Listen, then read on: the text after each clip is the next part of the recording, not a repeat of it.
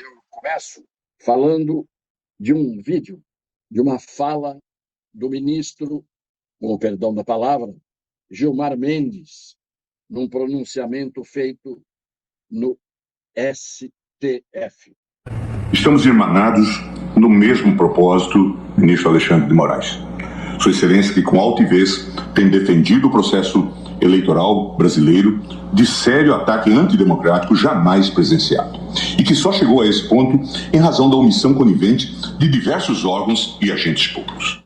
Só mesmo aqueles que habitam numa espécie de metaverso do mundo institucional podem acreditar na cantilena que o Supremo Tribunal Federal usurpa algo do Congresso Nacional.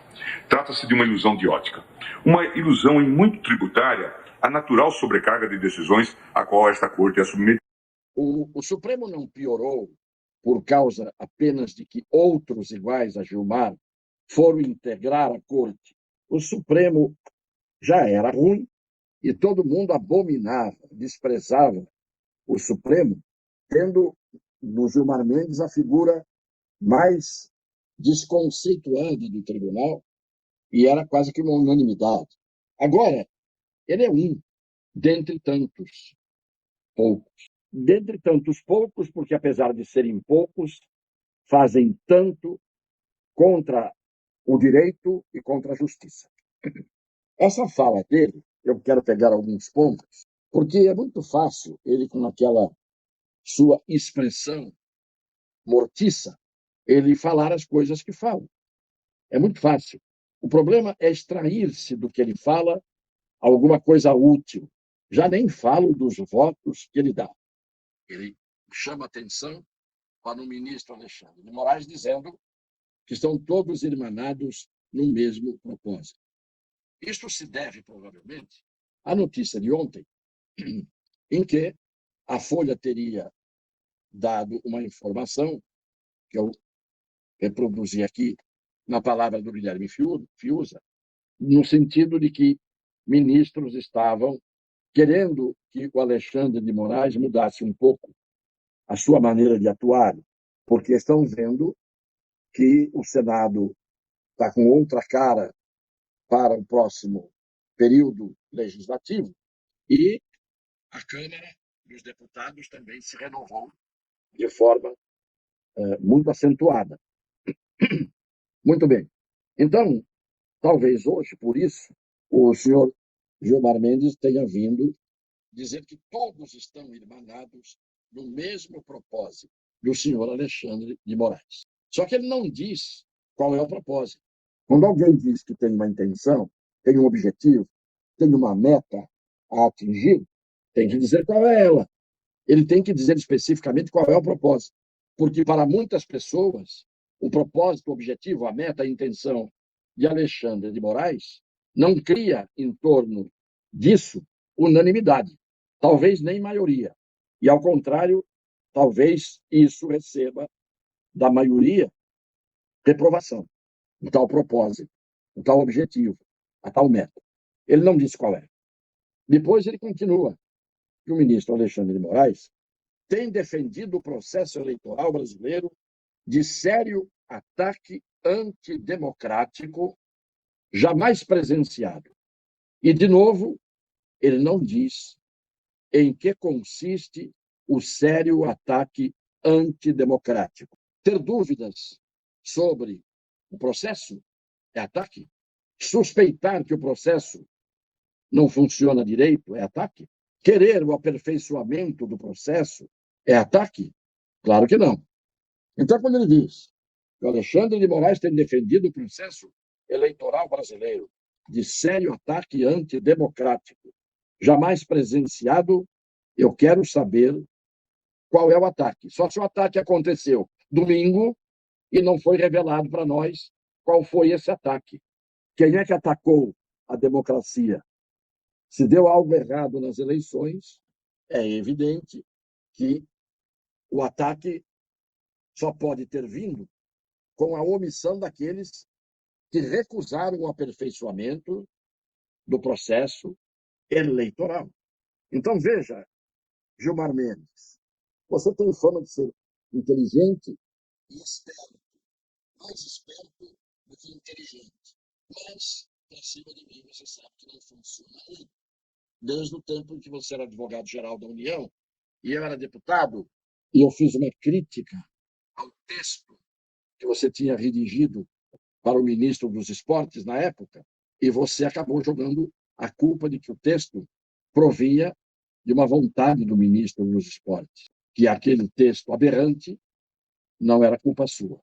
Então você sabe que as suas palavras podem, muitas vezes, impressionar outras pessoas que não têm vivência na área da retórica do silêncio.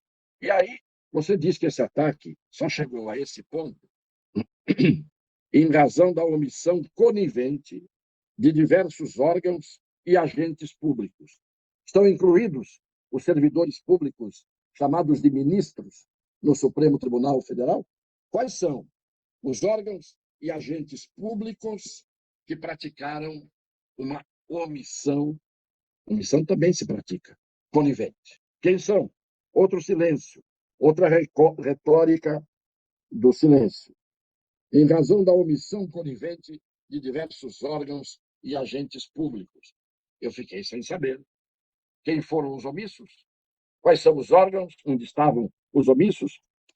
Aí você termina de forma épica, apoteótica, a sua manifestação de solidariedade corporativa ao ministro Alexandre, dizendo: somente os que habitam uma espécie de metaverso do mundo institucional podem acreditar que o STF usurpa algo do Congresso Nacional.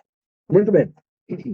Na hora em que você diz isso, somente os que habitam uma espécie de metaverso do mundo institucional, eu sou facilmente levado a concordar com você que nesse metaverso há muitos habitantes que deveriam estar com os pés no chão do universo e estão no metaverso. Pois eu vou dizer o contrário.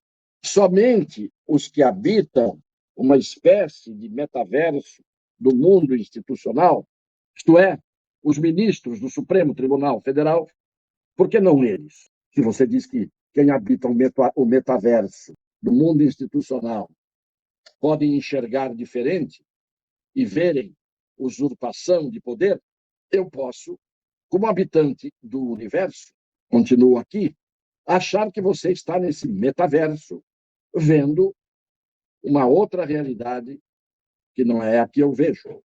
Embora no metaverso você tenha a realidade presente, só que ela é virtual ao mesmo tempo. E é por isso que o Supremo deambula entre o universo e o metaverso, quando ele quer decidir determinadas coisas a determinados habitantes escolhidos do universo, ele age no metaverso. E por que ele age no metaverso? Porque a Constituição no metaverso, e lá na Constituição há 14 artigos que eu coloquei e eles aprovaram e deixaram ficar no texto, para ser muitas vezes estuprado, esse texto, e de certa maneira os autores do texto se sentem estuprados. Agora, enquanto a Constituição for essa, que o senhor hoje comemorou, junto com seus pares no Supremo Tribunal Federal, e ela tem 34 anos de vigência, e nunca, em tão pouco tempo, ela foi tão espancada pelo Supremo, cheguei à conclusão que as suas palavras cabem como uma luva a respeito de universo, de metaverso e de ilusão de ótica, porque ilusão de ótica também, muitas vezes, eu vi acontecer na leitura da Constituição, em trechos, regras constitucionais, em que, estando escrita uma coisa, os senhores leram outra e aplicaram, portanto, aquilo que leram errado, ao invés de aplicar certo o que deveria ter sido lido corretamente. E eu fico por aqui, comemorando os 34 anos de uma Constituição que agora está agonizante, ferida, com cicatrizes, com lanhos na sua carne. Eu fico por aqui, homenageando a Constituição, que gente de grande qualidade, e eu até me excluo, ajudou a fazer, e que tem hoje gente se esforçando dia e noite para desfazer. Um beijo no coração das pessoas de boa fé.